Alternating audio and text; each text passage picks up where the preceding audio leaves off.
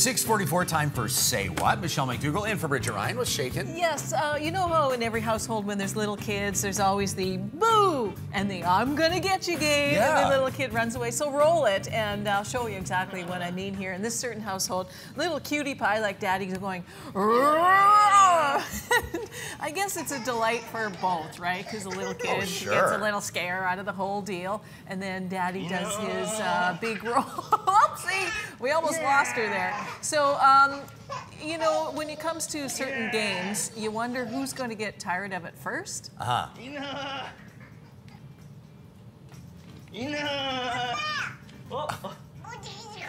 There's like, Papa, no more of these scary games for me. Papa! Yeah.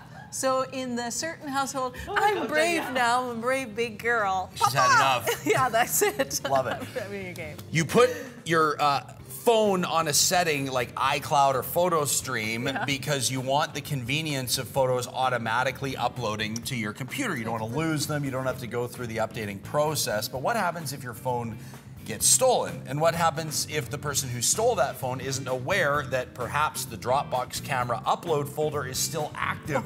Well, that's the story behind a hilarious new blog, Life of a Stranger Who Stole My Phone.tumblr.com. A German man on a trip to Ibiza, Spain, had his phone stolen by a man who he has identified as Hafid. Hafid lives in Dubai, and as you can see it, Hafid keeps on snapping photos on this new phone he stole, but they're being uploaded to the computer of the man who lives in Germany, the man who had his phone stolen. This is an absolutely hilarious photo blog, Life of a Stranger Who Stole My Phone.tumblr.com. I wish I could read you the comments that the German man is including on these photos from Dubai, but we would lose our PG rating. Well, at least he eats well. It looks like he does eat has well. a good social life. He's got an interesting sense of style. Yeah? Yeah, he's Everybody a big fan does of holding other the people's shot. property. Yeah, I know. All that's missing is propping up the Leaning Tower of Pisa, right? I love it. That's blaming, shaming without blaming, right? Yeah, that's right. Yeah. Well, there's a lot of blaming. True enough. Yeah, that was a good one.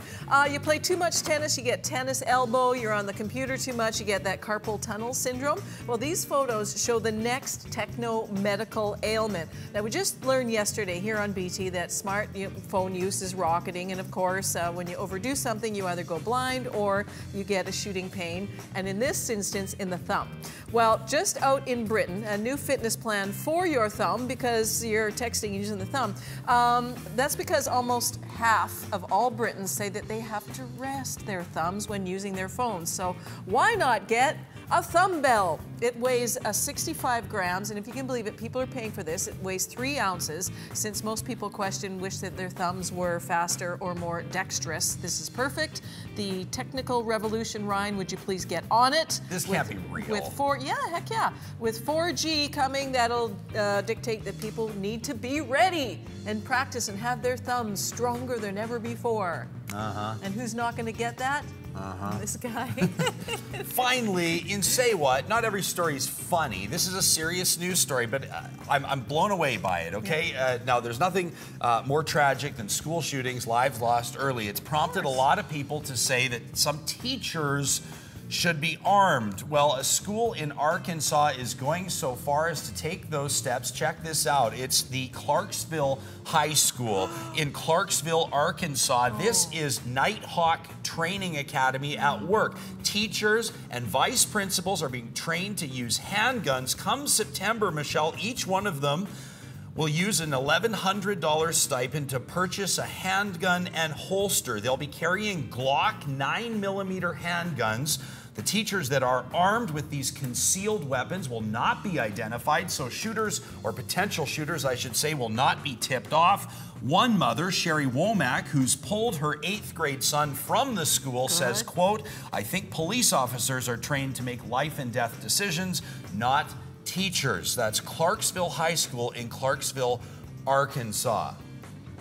Time for the BT Trivia question.